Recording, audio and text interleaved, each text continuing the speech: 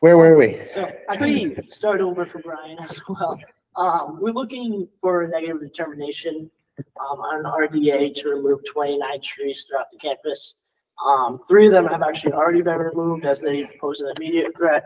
26 of them are still standing, either dead, diseased, or growing in a dangerous way that could damage property or injure somebody.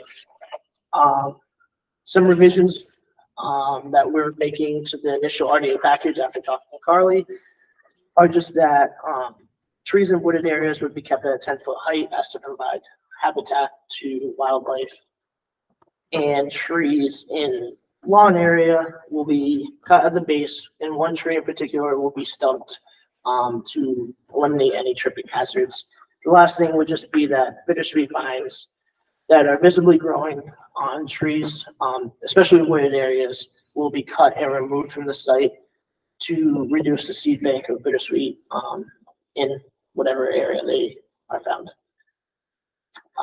So that's pretty much the entire proposal. Any questions you might have, I'm happy to answer. Do we have are the yellow points on the plan, the trees that are? So on the plan, green points are trees within both the buffer zone and riverfront area. Blue points are trees within just riverfront area. Yellow points are trees within just buffer zone. And where's the one that's gonna get grubbed, like completely rooted out and everything? So if you see that area in the northwest corner of the site where you have the few blue trees and the 2 green trees, yeah, just to the west of the brook, it's one of those on the left side of the brook over there. There's a walkway. Is that path there? Is that what it is that I see, that alignment that kind of follows along the east side of the, or the right side of the building? So that's actually an access drive, but there is a walkway on the side of that, and then to the left is a park. Yeah. Pretty good aerial there. Okay. What do you say about this, Ms. Rockland? So to clarify one point. Yep. So let me look at the site with Holly and with Erica, yeah. And with arborists, when we went looking at all the different trees, one thing that Holly had mentioned was that if you trim the tree at about like chest high or like 10 feet high, we had decided. And then you actually, what I wanted to include was you drop the rest of the tree in place. Yeah, absolutely. Right. The idea is to limit the amount of disturbance you're making to the ground there. And then, you know, the dead wood adds ecological value. So that was the idea. And then they had mentioned wanting to trim it down, the trees down to the ground in manicured grass areas, so it wouldn't represent a tripping hazard for people walking through. And we were okay with that. Yeah. I noticed in the notes, yeah, I think the bittersweet, right, had been addressed. Yeah, that was not included in the initial RDA, but we are happy to condition any determination to include that. Questions or comments from the commissioners? Seems reasonable. Anyone from the public here to comment or present a question on this public hearing? No. Okay. Well, I agree with you, Ms. Walsh. I think it seems entirely reasonable. And it seems that the applicant is very open to a lot of the recommendations from the team. So if it please the commission, we could have a motion to close the public hearing and issue a negative determination of applicability. So moved. Second. Thank you, Mr. Bamber. Thank you, Mr. Gear. Go down the list of Conservation Commission members and just ask you to verbally state your position on this vote, starting with myself. Stephen Washburn is in favor. Aye. Catherine Walsh. Aye. Peter Bamber. Aye. John Gear. Aye. Joseph Pitty. Aye. And Kelsey Quinlan. Aye. Excellent. Thank you for that. Thank you for very your much. presentation and plan. Thank you. All right, that is in fact our only public hearing on the agenda this evening. We'll move into wetland issues and updates, starting with the request for certificate of compliance for 55, which is the lot next to 25 Endicott Street. Applied Plastics. This is under Norwood number 2012-16, DP file number 251-0446. Let's see what I have for notes on this. So we have Brian Donahue with us tonight, is that right? Yes. Hi, Brian, can you hear me okay? I can now hear you and I can see you and I hope you see me. We're connected digitally. Great. This is usually my problem. It's not your problem, it's my problem. Hey, we're there. We made it. We're a team. Very good. So we're just reviewing the introduction to the conversation. Would you like to kick off the conversation, Brian, or would you like Ms. Rockland to get us started? I think we had a good meeting. I'll let Carolyn speak. Absolutely. Sounds good. What do you say, Ms. Rockland? I did a site visit with Brian. It looks good. I think the only question was maintenance of the earthen dam and this constructed stormwater wetlands. And Brian mentioned that Applied Plastics had the understanding that the town of Norwood would be taking care of that maintenance. And I spoke with Mark Ryan of the DPW, and he was unaware of that understanding. So he and I are set to meet to discuss it. But as far as Applied Plastics goes, you know, they've done what they set out to do with their site. So I think it's now just up to the town to figure out how to go about maintaining stormwater wetlands and the earthen dam, which are on Conservation Commission property. Okay, and that would include the replacement and maintenance of the filter cloth and gravel that was mentioned in the notes? Mhm. Okay. And the mowing of the dam and removal of the woody stems growing on both faces of the dam. But it sounds like ultimately that's something that we're going to come to terms with in coordination with DPW. Yeah, whether or not it's through DPW or through a contractor, it's between us and Public basically it's Works the town or- at this point. Yeah, right on. Okay, understood. So in the realm of the requirements of the certificate, I think it seems that we're looking pretty good then. Yeah, I might just add real quick when this was put together, we did this for the town as an MS4 design to pick up that whole neighborhood that's upstream. It's like 7 or 9 acres. And we put in the sediment forebay and we constructed a wetland that wasn't there. So we got the additional treatment. But when Al Getz was the agent, we had worked that out with him and we'd opened up that area that is your land. Applied Plastics has kept the top of the dam. We use it to go fishing there. But I'll be happy to help Carly and the town just so that the dam maintenance, because it's really, it's different dam maintenance. I mean, you have the Ellis Pond Dam and all that, which is grass. It doesn't necessarily have to be all grass like that, but it can't be thick, trees, vegetation. This dam is very shallow. It's not a big dam like Ellis Pond, which have a lot more water behind it. But still, it needs to be maintained. We took down a number of large trees and really penetrated all the way through the base of the dam, and we're coming out. The roots are coming out on the upstream face. That's not a good thing for dam. So, Yep. Okay. Mr. Bamber? I'd like to make a motion to issue a certificate of compliance. Second. Thank you, Mr. Bamber. Thank you, Ms. Walsh. I'll go down the list of Conservation Commission members and just ask you to verbally state your position on this vote, starting with myself. Stephen Washburn is in favor. Aye. Catherine Walsh. Aye. John Gear. Aye. Peter Bamber. Aye. Joseph Pitty. Aye. And Kelsey Quinlan. Aye. Excellent. Thank you for that. Thank you for being here tonight and being tolerant of our technical challenges, sir. Thank you for your time. I appreciate it. Have a good night. Too. All right. We have to recuse ourselves. Thank you, Mr. Gear. Thank you, Mr. Bamber. According to neighbors, I like. All right. Also under wetland issues and updates tonight, it looks like we have a wetland violation to discuss. This is 16 George Willett Parkway on Ellis Pond. I think we have construction of a pad for maybe a shed or small structure that was put up in the buffer zone. I think we have Mr. Pindell here tonight to speak to this. It's Corey Pindell. I'm 16 Georgia, like they said. And yeah, I had a shed. It was there and it was getting rickety and the doors weren't opening because it was wobbling. So I moved the shed, put a pad up, and was going to put the shed back. But I got to the pad and then I was told to Pause. Yeah. What was the shed constructed on prior to the pad going in? It was just on dirt. No crushed stone, nothing like that.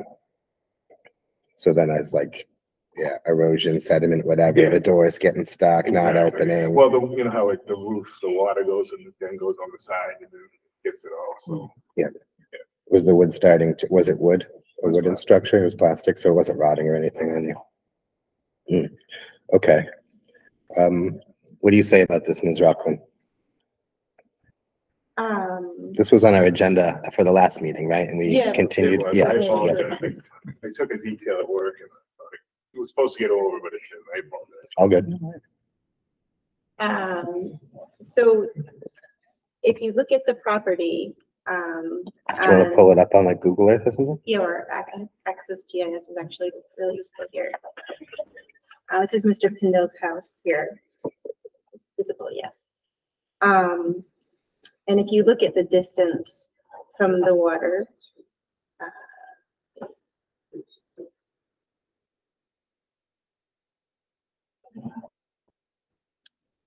the edge of this property. We can see up on the right side of the screen is about 30 feet. And if you look at what it is to his house, it's about 70 feet. So the buffer zone for resource area is 100 feet. And then the non-buildable area is, I believe, 25 to 50 feet. So that's, I believe that's where the shed is at this point. I haven't gone out and measured it specifically beyond this. It's right around there. It's also left. Are there other base maps available in Access GIS? If you hit the little 4 squares next to the measure tool, does that have like an aerial image? Do the local one next to the word entry. That's the newer imagery. I have a block plan. I don't know if that helps. Hmm. I was just hoping to kind It of was see built where by the former, Hammer. He was a civil engineer, so I don't know. is that the former shed in the southwest corner of the property? Yes, That I can see like just inside the footprint of the parcel there in the that's correct. yes. lower left? And the new pad is right there. Yeah, it's a little bit more towards the house, actually. Okay, what was your measurement to that visible structure, Kylie? It's about 30 feet.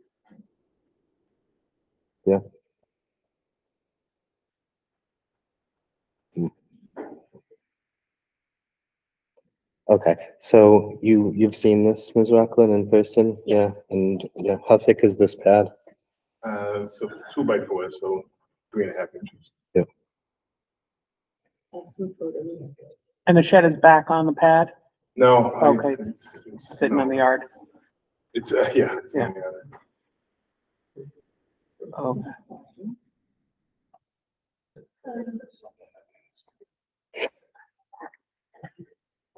That gives you a sense of when you're walking on the pad, the water's to your left, Mhm. and the pad's to your right.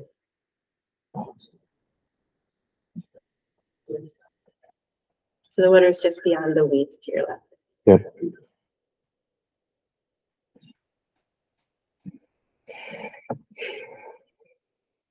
All right, so what's your impression of this, Ms. Rockland, and then we can turn to questions and comments from the commissioners. So, so I guess the possibilities are keeping the pad where it is with a waiver to the local bylaw. Moving the pad, removing the pad. So on the property, I mean, if it were beyond the 100-foot line, it would be out of the buffer zone, but that would push you to the front of the house. Yeah. If you use the waiver, it's the waiver, section 10 of the Norwood Wetland Protection Bylaw regulations. You can grant a waiver. It can reduce the no build area buffer zones by 1/2 for certain minor projects. So that could be one way of potentially leaving it where it is. When we say Or move the pad, moving we're it. talking about deconstructing the pad and building it somewhere else, right? You can't move one of these things, is that true? I don't know that. my construction expert's not available to me at the moment, but I feel like No, you'd have to break it You'd apart, have right? to- It's Yeah, concrete, right? You built did a it all form, by hand. I didn't want to bring it, you built a form and poured the concrete. I did it all myself, Yeah, Yeah. yeah, it's not concrete, it's just, gravel. which is gravel, so it's porous. oh, So I tamped it, Yep, yep, took me 3 days. yeah. But, yeah, no, yeah, I did it all myself. I didn't want to bring a backhoe in or anything like that. Yeah, yeah. I just did it all by hand. Well, at least it's gravel. not concrete. Yeah, Yeah, I was thinking Yeah. concrete pad immediately. Yeah. Interesting, gravel. would have been better if it was on sonotubes. I'm curious to hear what the Oh, I other agree. commissioners think. I'm feeling a little bit like there was a shed there already for Yeah. a long time. And while the ground underneath the shed's roof and walls was permeable, how much water was really like running underneath the shed, infiltrating, and how much is this gravel pad really affect? I don't know. It's a slippery slope, I but agree. my sentiment is there was a shed there already. It was stopping a lot of the water from penetrating the ground. I think that there's a difference between, in my book, concrete and gravel, right? And that gravel is, even when it's tamped down and compacted like that, probably going to allow infiltration anyways. But again, it's inside a shed, right? Like before, it probably wasn't infiltrating much. Now it's not going to infiltrate much.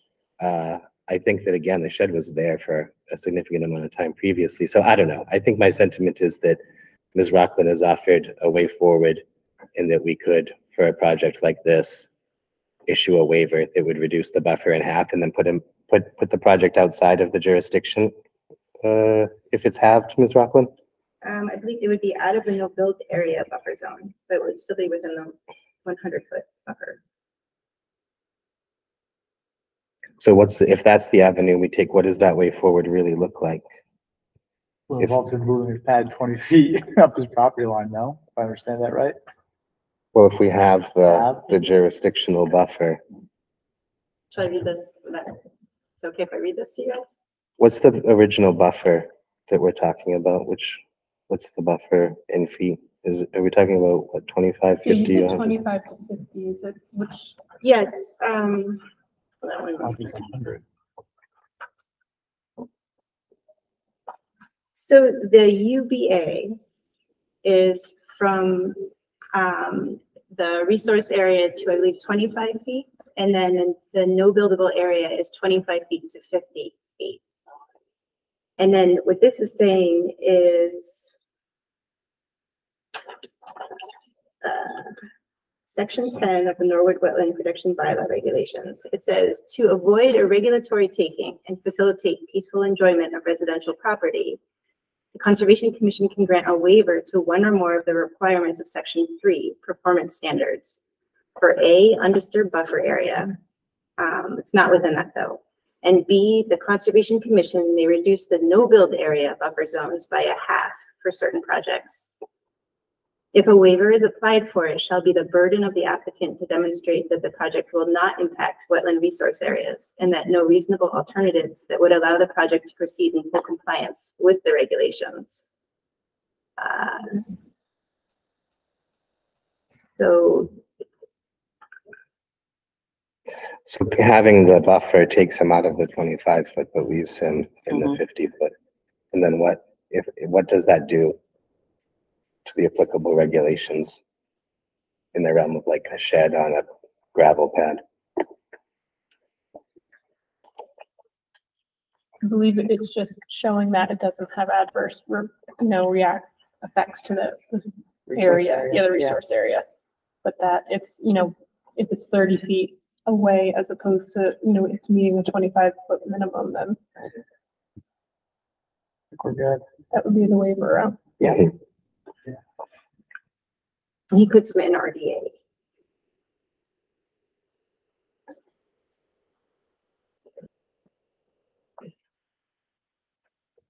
questions or comments from the commissioners?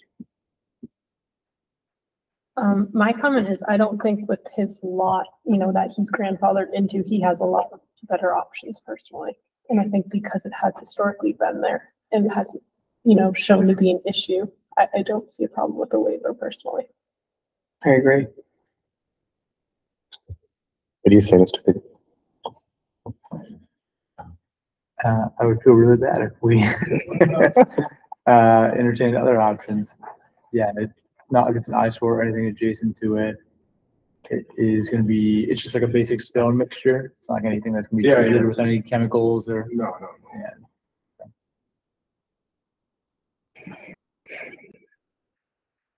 All right, so we would be looking for a motion to I could grant the clean up waiver. that tree, that'll all go into the shed, so it'll look nicer.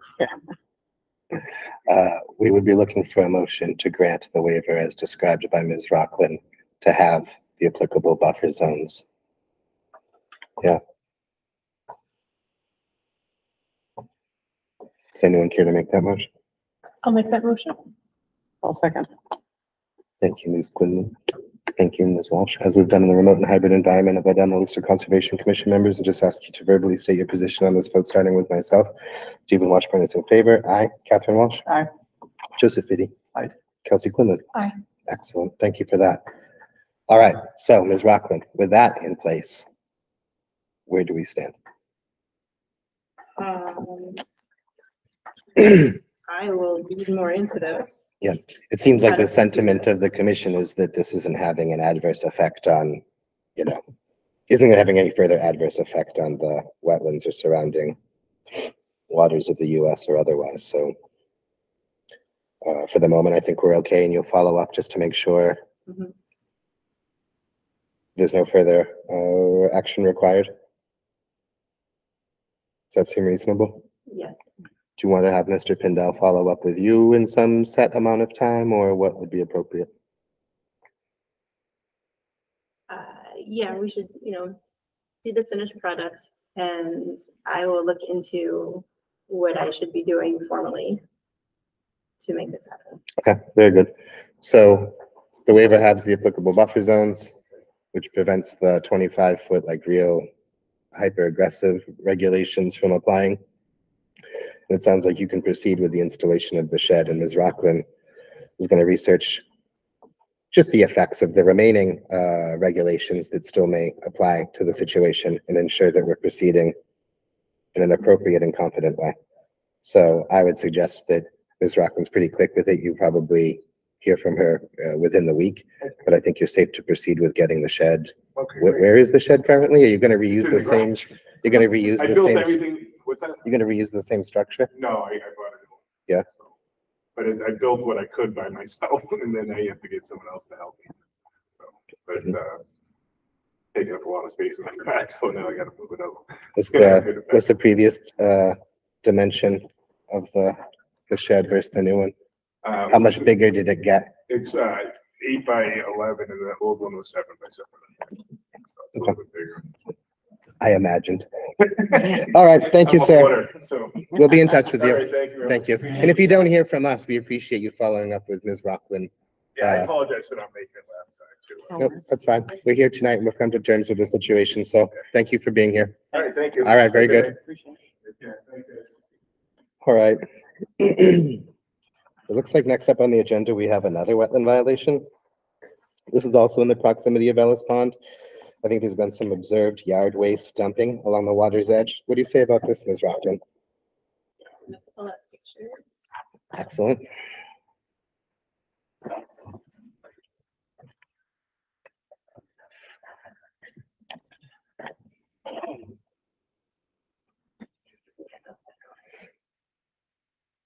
So this I discovered when I had parked at the dam and then took the dirt path off of the parking lot area, just to see where that path had gone after visiting the path near Corey Pindell's lot. And This is going, if you're standing facing the pond, you're going left. yes, I see. it's between this house here Mhm. and the house next door, as you can see through the woods. Oh, okay. So it's yard waste, basically. That's right on the edge of the water. The tree trimmings, leaf refuse, debris, dirt, Like rocks. all, like twigs, and you can see a lot of grass dumped there from mowing the lawn. Yep.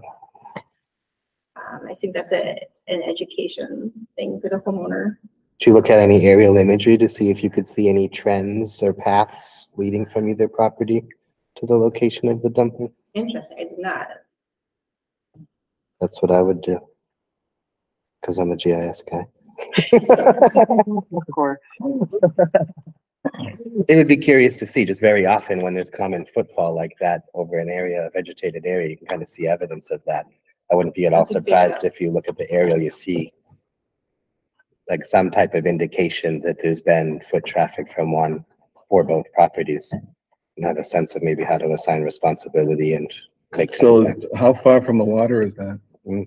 It's like right on the. Yeah, it looks really close. Looks like some good rainfall and it's just gonna start washing into the pond. It was interesting, if you read about the effects of yard waste dumping along the edge of a waterway, is that it adds nutrients to the water. Yeah, of course. Yeah, all that decaying matter, right? And so I have not yet talked to the homeowners. I have to pursue that. So I figured I would go out again to try to get a better sense. Do you think it would be worthwhile to draft a letter, Yeah. you know, in the vein of education? Yeah, how about to every All abutter? abutters Yeah. in Ellis Pond? Yes. Cause I love could that, use the John. education. You Yeah. know, you could include things like leaf blowing. Yep. Things like that. Yeah, And replacing Pool sheds. discharge. I picked Yeah, landscapers to check it sheds. out. That would be cool. But yeah, I'd be curious if you look at some of that recent aerial imagery to see if you can identify where that might be coming from. And I think John has a great recommendation of how to just kind of broad stroke, maybe improve the awareness of the abutters and what is and isn't And okay. awareness, and also that it's subject to fine. Yeah, particularly aware of that point. Okay, Would you say that's on private property or is it within the conservation boundaries? that's a good question. On average, the conservation is about 20 feet away from the water's edge. On average, some areas go bigger, some go smaller. Yeah, there's a few areas where it's only 4 or 5 feet. There's other areas where There's it's other close areas to where, 30 feet. Yeah. or so. so a little more investigation and then maybe pursue the mailer idea for the abutters. Yeah, We'll talk about it again in the next meeting. okay. Cool. And I'm so sorry. sorry. Well, I think that's such a great idea. We could consider doing that for other Mhm. water supply in Mhm. town. Mm, Totally. Yeah. Agreed. Yeah, there could even be some, water body specific information that could be Now, at one included. point, this is off of Nickel Street, right? What, this? No, this is no. the left side of the dam. This is the across from you. Oh, okay. Okay. So like if you park at that, if you drive up that gravel Surprised you driveway didn't notice and it. park there, and then you walk past Well, the I haven't- canoe in the woods. I don't go up there anymore. you get to it. Just past the canoe in the woods. Great landmark. Yep, excellent. I think you Wayfinding. can see it from your porch. Well, you can see it's veiled there by greenery, so it'd be really hard to see. I'm not letting them off the hook. Maybe in the winter you could see if it, I'll have to go explore. but my thought was that I would figure out which landowner it is and also write down a letter Mhm. personally about that. Yeah, certainly. Agreed. Yeah, I like that.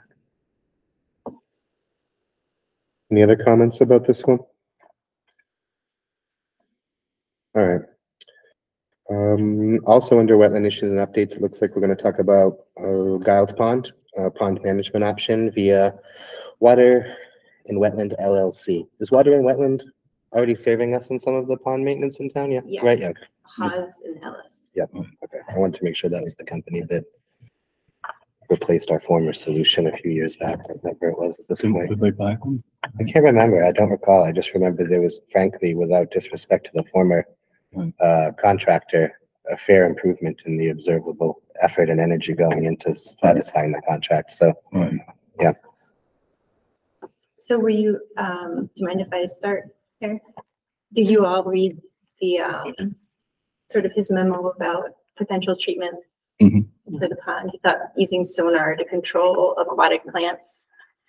And then he was thinking of doing an herbicide, foliar herbicide for exotic invasives around, like on the bank of the pond. I was talking with Holly about it, and neither of us thought that we really needed to do the foliar herbicide on the exotic invasives around the pond. We're more thinking about the aquatic plants. Yeah, it's the aquatic plants are insane, like so overgrown. I mean, the stuff along the shoreline, we could do a volunteer day or something for too, right? I'd have to get in there and look at it. Okay. But I was writing to him, you'll see, I included it up here just so you could see what I was asking him about. I was curious, what would the ideal state of the pond be if he was to, implement this treatment plan? And what are we thinking? What is our ideal for that pond? And who uses it? And what do they want to be doing there? Yeah. I mean, right now you have a pond where there's a lot of species. It's ecologically useful. What's our vision for the pond? And is what he says here, is this sort of like help us reach our ideal state for this pond? Yeah.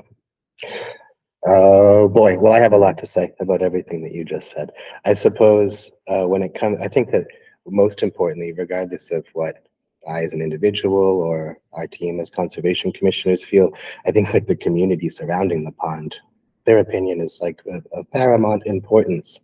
So I'd be very curious like how to proceed in a way that we kind of got some input from the community, certainly around the pond. But I guess also, I think that when we talked about Guile Pond last, I've had several conversations with Joe Greeley, Lee Leach, a lot of the trails folks, other members of the community. And I think sentiment that's been shared with me and expressed by myself is that, the Norwood Sportsman Club is right there on the property. I think that the Sportsman Club gets significant activity in the realm of like firearms use and the other things happening inside the building. But I see personally, as someone that is a nearby resident, I don't see a lot of like other activities like in and around the pond happening. And I think there would be, I know the pond gets stocked, but as we're talking about it, like there's so much aquatic vegetation there that as a fisherman myself, I would never dream of putting any lure I cared about in that water. Like it's not coming back. It's just not like super viable to fish there. In my opinion, I think that its close proximity to the Sportsman's Club would provide unique opportunity for like entry level and learning about canoeing, kayaking, other like aquatic recreation that would go in tandem with a lot of the activities that could or should be happening through the Sportsman's Club. So those were some of the thoughts I had. Furthermore, like just being there in person and looking at the spillway, I questioned like, geez, like this seems like it was kind of just ad hoc reassembled or assembled or something. I wondered if the water elevation was even being maintained at what would be considered appropriate elevation by like an environmental professional. So to me, really, I hoped that we would see like a CPC application for like some type of renewal study or otherwise, like a more holistic approach to bringing life back to like Guile Pond in some way or another. But I think that the vegetation management is a huge component of everything that I've just described. I don't think you can really fish in the pond very effectively currently. I think with steep embankments and the water elevation being what it is, I personally wouldn't want to drag a canoe or kayak down into the water. There's no like dock landing or otherwise. So it just strikes me as a really underused space. I think the Norwood Sportsman Club is a wonderful initiative that I would love to see just more activities surrounding. And I think just having the Sportsman Club on the property in the proximity to the pond, the size of the pond, again, facilitates like learning about canoeing, kayaking, other cool activities that you might be very intimidated about trying for the first time on a larger body of water. So that's everything I had in mind. And I think that like, in short, the vegetation management is a critical component of what I've described and would go a long way to bettering the situation. It doesn't strike me as an obstacle, but if anything, a nice kickstart to a larger initiative surrounding the pond. So that's what I have to say. What do you say, Mr. Bamber? I agree with everything you've said, but I would add to it and say a simplification of it would be as if we did treat the vegetation, you would then be able to see within the pond. I have vague recollections of it being filled with stumps from decades ago, etc. And I don't know if that's still true or if that's a false memory. So the point being is, in order to use it for fishing, which is what they would do, and frankly, teaching kids how to fish and teaching people to do anything else, you need to be able to see what you have there. And so I would endorse treating that vegetation. You can't see anything in that water because of the way it is. So I would be all in favor of that. Mr. Gear? So historically, when the Sportsman's Club there, were really good stewards of that property. At one point before the vegetation took over, the banking that goes perpendicular to Nickel Street, that actual dam, part of the dam was pretty well clear. And that whole area was an open space for kids to fish, as well as the spot right behind the club. And then there was a small section of it that's over towards the Lancelot side, you know, going up towards the circle, that did have a lot of small stubs in it. But down by the dam area, it was fairly deep when the dam was holding it. The dam needed some work. Yeah. And that was always a, you know, kind of, I won't say a fight, but nobody wanted to put any money into it. And the Sportsman's Club annually used to stock it. And it was a great spot for especially young kids because you didn't have to worry about them being in a boat. There was no trees around. They could learn to cast without losing half their lures and so forth. So it was, and the Sportsman's Club put on a fishing derby every year. In fact, they put on fishing derby before South Norwood did. And in fact, sometimes they worked in conjunction. It was a lot of times the guys from the Sportsman Clubs would be down South Norwood, and you know, it was a joint effort. Yeah. Both locations, but Is the Sportsman's Club less active than it was before, or? I don't think so. So I it's, think- you would characterize it as active? I walked by one of their fishing get-togethers last year, and it was packed. And a lot of little kids. Yeah. I didn't know what was happening. I just happened to be walking my dogs down the street. And Are they reaching out to ask about this, or? I was just thinking we should be engaging someone from the Right. Sportsman Club to I talk would- about this One at thing I some would point say very though is soon. if we reach out to them, they're more than CPC. willing to help. They could be asking for CPC funding. well, it would be prudent to reach out to Time is them. now. Yeah. So is there a board or committee that, They do have a board, yeah. it's interesting, and all the time on the commission, I don't recall ever having an exchange with, Oh, Jim Norton used to work on the Ellis Pond Committee. He was. Yeah. He was. He was president. He was it is president. conservation property, right? Right. Yeah. And it's, so, yeah, no, they frankly helped us with all the mechanical, hand pulling of weeds at Sportsman's Club. They were the biggest crowd that showed up at the, Ellis Pond pulling. So if you ask them, they always come out and help. Do you think it seems like relevant to perhaps invite them to have a conversation before we proceed, even with this? I think, Sure. I mean, from my, like, oh, you know, I little think so. bubble in the corner of the world, it seems like a great idea, but I would hate to end I up. think so. Oh, yeah, I think it'd be a smart idea to have them come into the next meeting if we could. Ms. if they Rockland, could. could you coordinate that for us? Because they have assisted us in the Ellis Pond, you know, 2 or 3 times with large groups of people. Yeah, I care very much about their opinion, and again, like the opinion of the surrounding residents and community. Mhm. I was down there recently with my grandson, who wanted to go fishing. And it was a nightmare. I can only imagine. I appreciate you sharing that because I couldn't believe. I was just how looking at it overgrown was. guessing, I but hadn't yeah, been there in years. I've walked my dogs in there each year and it just seems to be just an overgrown mess now. okay, well, let's see if we can have a good conversation about it at our next meeting, get everybody, or at least some of the parties on the same page, and then we could proceed with this first step of vegetation management, likely without the need to treat the shoreline invasives, maybe based on the recommendation of Ms. Rockland. And if we could really engage with the Sportsman's Club, they could put in this money, and get CPC funding versus, Yeah. you know, us having to do it, right? Right. Yeah, well, yeah, I don't know how that all works. It's our property, so I think that we can also have a hand. That in all we could of submit this, an right? application. Yeah, that was my Yeah. hope, was like a Well, maybe we CPC, should. It might be worth application reaching for- out to Kristen. like a restoration study, basically. The application is due Friday. Yeah, I'm sure we could throw together something quickly, you know? Yeah. Maybe our CPC representative could help us. I can help with some language too, if you want me to type something. All right, let me go. All right, One consideration from a recreational standpoint is if it's sort of like a double-edged sword. If you invite people to the space, I've seen in other bodies of water that I used to, when I back in high school, work at them.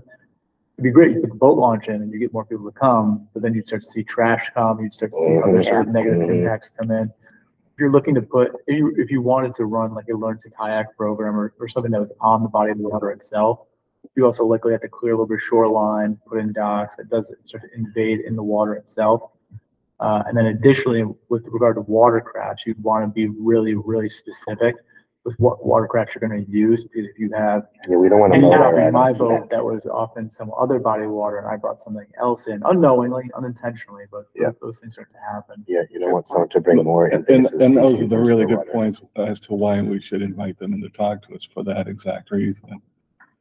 The Sportsman's Club folks. The other thing additionally too, since we're talking about the Sportsman's Club, it might be worthwhile reaching out to them because of their facility there.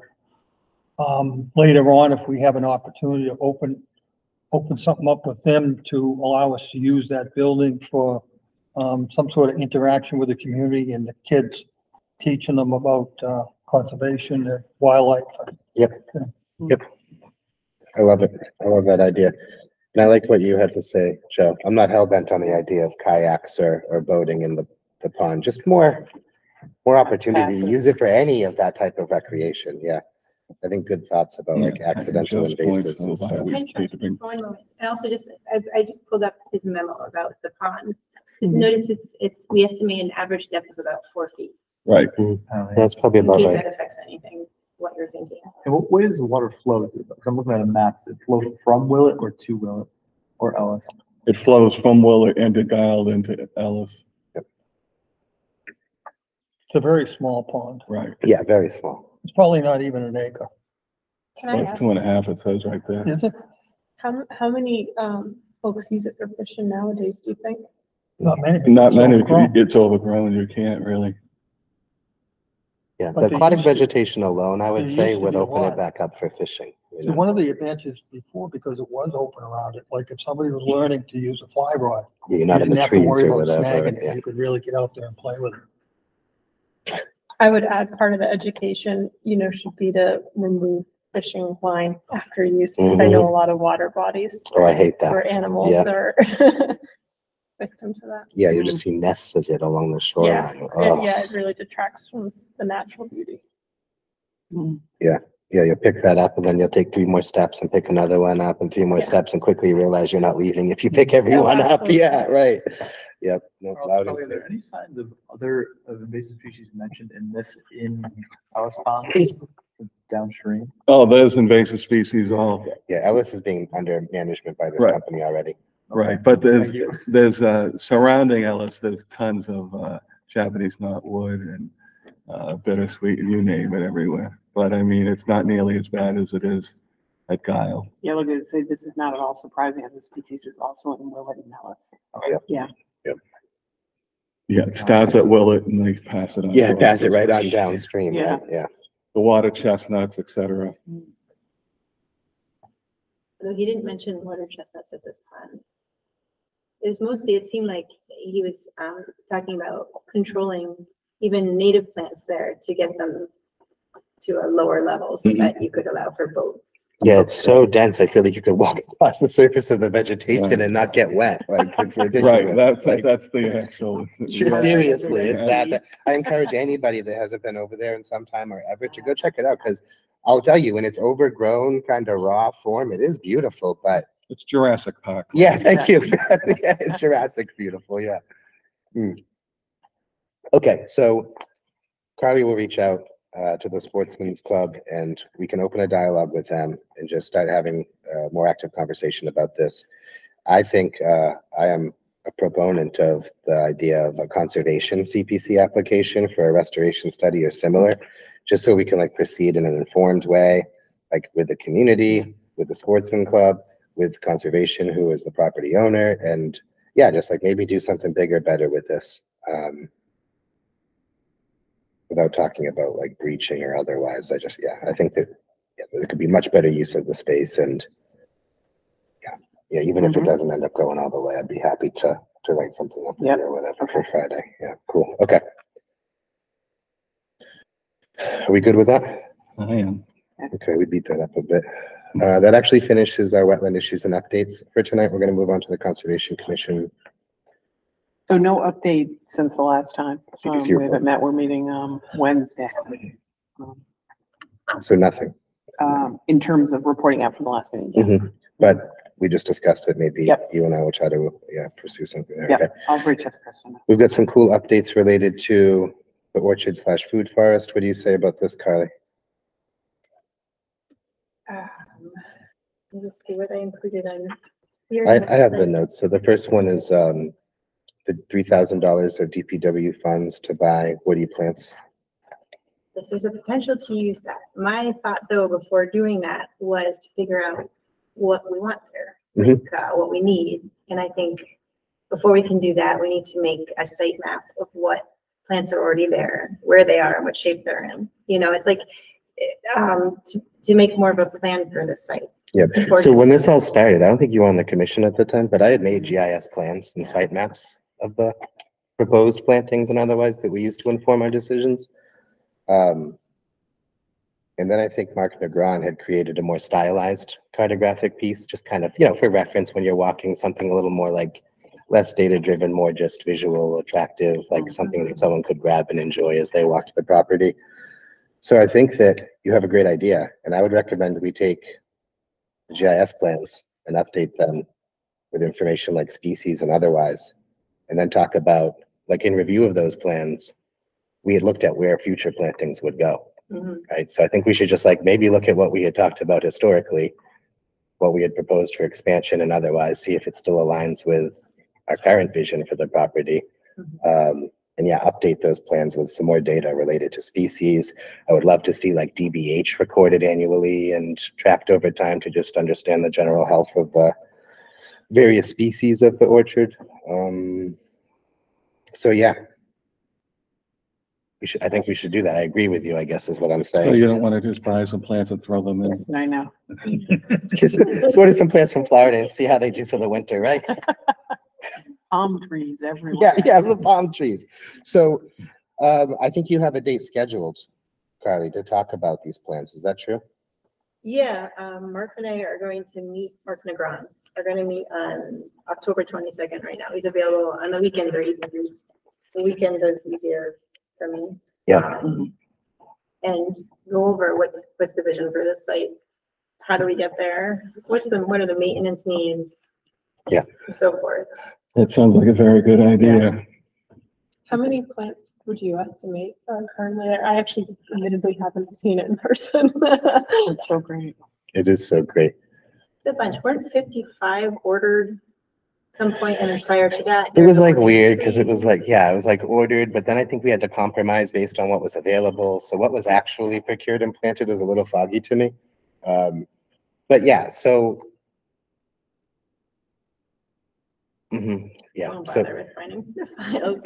I think my thought was I would head out there and draw out where all the different species are, and then we would put it on like the actual map of the site, like an aerial. yeah, that's what I made, Carly. That's Yeah, what, so yeah, we should use that. yeah, I agree. And update it, yeah. Yeah, and I update agree. it. And also, this part of this is figuring out what are people going to use? What are they expecting to use? What will they use? Yeah. What's going to do well at the site? Yep. Informed decisions. Yeah, and now we have better irrigation possibilities, which is good. I'm so excited about that. So, Sounds like a very good idea. Okay. So are you gonna get her your latest GIS plan? Yeah, I'm trying to think of how to do all that. We'll talk about it offline. We'll figure that out. Be a good starting point. I think, just to talk more about the orchard, we at one point in time had a subcommittee comprised of Catherine, Peter, and myself. At some point, I think, frankly, Peter had tapped and said, I don't have time for this. Right.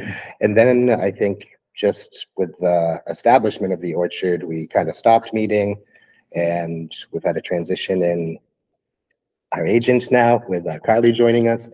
So I think it maybe sound like it does seem relevant to come to terms with whether or not that subcommittee should still exist and have a hand in steering the future of the orchard and food forest, or if we want to dissolve that subcommittee formally, Yeah, I and sort just- of feel like Mark's driving it right now, so we probably should have more of a hand in it. I So, agree. I yeah. I appreciate Mark Negron deeper do than I too. could, like, to my marrow, Yeah, certainly. yeah, Um, absolutely. But, you know, I just think, yeah, it's important that conservation remains an active influence on the future and direction of the property. When are you meeting with me, Yeah. Carly? October 22nd. There's no time set yet. Well, I can certainly join for that meeting. Um, You said that's the Saturday. If I'm available, I would actually, I'd love to join and I'd love to be Yeah. part of this. because- you want to tap in Peter's place? Yeah. I Kathy might be I strong, nominate but you. like, you know. I nominate you. All right, let's get it down there so she can see it once and Yeah, then, it is as long as nice. it all goes smooth, it sounds like a positive future, Peter. There we go. We've shoveled a lot of mulch there. A lot of There's mulch. been so much that's happened there. I think it's a wonderful example of It what is. a lot of other sites could also like host in the future, right? I mean, That's a perfect. very cool. Okay, so we'll talk about the GIS plans, the data, the meeting. But this is good stuff. I think also associated with this, we can talk about some of the upcoming events at the Orchard. What do you say about that, Carly? Sure. We held a what to pull, what to plant workshop on September 16th I love the name of it, right? with Shannon Baruch, the Boston Food Forest Coalition. And that went well. And they put in some plants as well, which they've marked with some stakes, which is good. I wasn't able to attend that event. Let's see. We had, I guess it's not there, on September 30th. Oh, it's down yeah, below. yeah, below, yeah. We had the wild edible and medicinal plant walk. With Pam Kristen, and Holly was able to attend that one. And she said it was like relaxing and interesting, and they talked about plants and how to use them. I guess Pam Kristen is an herbalist, and she cooks with the various plants she finds. I think that is so cool. I was so proud of myself for adding fiddleheads to a steak dish. But it's so just, I don't know. It's ridiculous that it was so exciting to me to cook with something I had foraged, because isn't that kind of what it's, yeah, right. So I don't know, it's wild that it feels like a trip to the amusement park or something to do something like that. So out of the ordinary. So I know, keep it up. I would add one thing.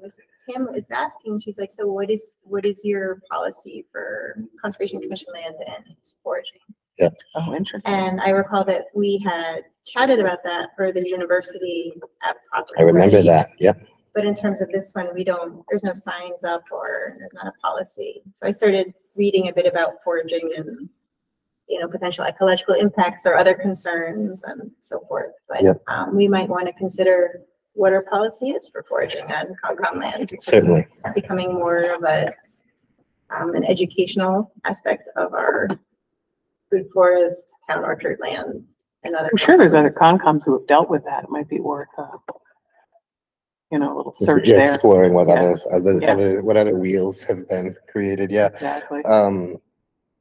Yeah, it's interesting. I think when we first started establishing all this, the thought was like, well, let's just make sure it survives before we invite anybody to Right, pick exactly. it. Right? And the first year was a little rough. Yeah, right. But I guess now, Yeah, that's an It's a good problem to have. Yeah. now to be able to think about this is wonderful, Yeah. right? Now that we've got some, Yes, but she was doing the foraging more, I think, more in. yeah, off the, yeah, not out of the the- orchard on it. Yep. So, Yes. yeah, how do you balance that in such, I'm very curious what other communities do, because how do you balance that in such a way that prevents like damage to the ecosystem, people carving out huge burrows from otherwise healthy trees and, whatever. Yeah, like what I had read was more about, how to make sure that there's sustainable plant populations left. Right. Yeah, I don't want how to you like wipe harvest it all plants. out or damage certain, old trees or otherwise be on it because they wanted some chaga that was growing on it or something like. Yeah, I just think that this is a very good point and we should be very considerate about how we proceed with a policy, because we don't want to see, we want to encourage the interest, we want to promote it, we want to educate, we want to raise awareness, but we don't want to accidentally eradicate some of our property or the species. Yeah, they can take all the invasive species they want. That's one thing that, yeah, people say to emphasize how you use those. Yeah. in Culinary. Mhm. You have to tell people bittersweet is good in salads. But I don't something about that For the name. public watching, no. Don't Oh, do that's that. not true? Oh, it's not. Yikes, okay. So that was that workshop. That was September 30th. On September 23rd, should I just head into other, actually, I'll stick with the food forest. However you want to balance it. I see that it's kind of intermingled with the events and then, no, it's okay. However you want to go. November 11th, there's another food forest town orchard workshop, a pruning one with Shannon again. And Mark had mentioned, Mark Negron, potential application of, I think, a deer repellent. So I wanted more information on that before we get permission for that. Is it natural or chemical or? I think it's natural. He's into organic. I know. Yeah. What's in it? Exactly. Yeah, exactly. what's I wanted in to it? Present that to you before. I don't we know. gave an okay for that. Yeah, I'd be curious what's in it. I think Yeah. some of them were garlic based. Mm. I've heard a lot of different biological remedies that could be potentially applicable, and I'm just curious what we're about to spray all over the place. What are this Northampton prohibits foraging? They're called, Prohibits? Yeah. Ooh, Collecting, foraging, cutting, planting, yeah. Interesting. curious to talk to somebody over there about the train of thought. Oh, wait a over minute, collection of edible plants and fungi for personal, non-commercial consumption only. You need a license. And invasive species. Yeah. there. A license is required for that? Yeah, Who licenses that there? Concom probably. Yeah, interesting. So that's how they throttle it, control it. They say you basically can't unless we say you can. Can, And if yeah. we say you can, it's for like small scale personal use only. Yeah. Which would So make somebody sense, has to right? expand it. Well, that's interesting. We should continue to explore, and I Yeah. welcome conversations with Yeah. organizations that have existing policies like you just described. What else, Carly? If we continue on into agent update, Yeah, let's do it. September 23rd, we had a Cooper Park cleanup Mhm.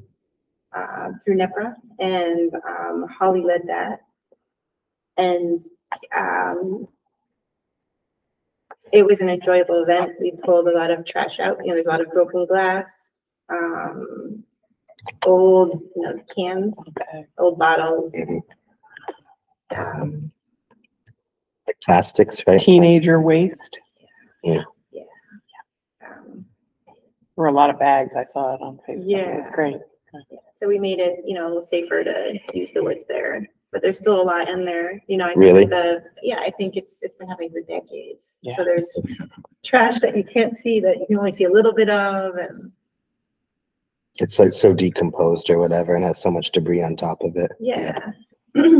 Yeah, All the way to the water yeah, line. pulling rubble like from the 1980s or something, Oh, no, 1970s. like It's- Wow, Yeah, wow. we're talking Few years. We had, 80 to 100 years. You're finding artifacts here. Be careful or it's gonna become like a natural heritage excavation site or something. we're definitely finding stuff from the 70s too, potentially 60s, according to one of the folks with us, figuring out like when the beer can was. Oh my gosh. Oh, wow. When this Coke bottle was from, sort of thing. What else? We talked about the September 30th event. I'm improving my wetland delineation skills. So I went to a plants workshop previously, and then I went to a soils workshop, but the field component got rained out, so that's being rescheduled. So building the skill set we have here in the department. Is that what that is? The field portion of what you had already? So what I took, so it's a 2-part course through MACC. Mhm. And the first part was looking at what plants are growing on a site and creating a study plot and figuring out where the wetlands.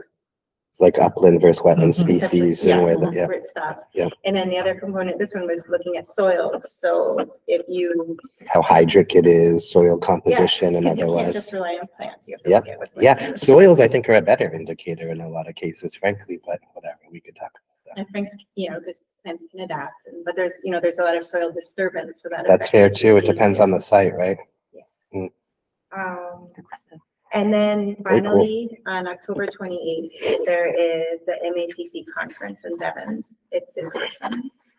And we encourage you to go. Just let me know if you're interested, so we can register you. It's funny. I used to feel like I had to go and we would go together or whatever, right? Now I feel like it's so optional. We should go together. We could do that. It's such a cool event. What date is that? October 20th. It's on I gave a handout of upcoming events, if you want to check that out. It's one of your handouts. I haven't been since the Chris Capizio presentation. That was interesting. That was very good.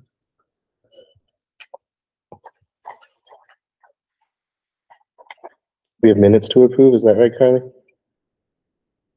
Yes. September 13th? Okay. Did I include those or was that? Let's see if I included those. I'm not recalling including those. No, I think you have to wait for the next time for it. No problem. Okay, well, And I guess one last thing, if I can interject. We please. need to sign Yes. this. Everybody, please. Yeah, sign don't let me this. get caught up in conversation with Joe and then walk out the door like I last know, time. right? I was I was talking to you for so long, Joe, I just walked out the door without signing anything. Motion to adjourn. Do I have a second? Second. Thank you, Mr. Bamber. Thank you, Mr. Petty. I heard you down there.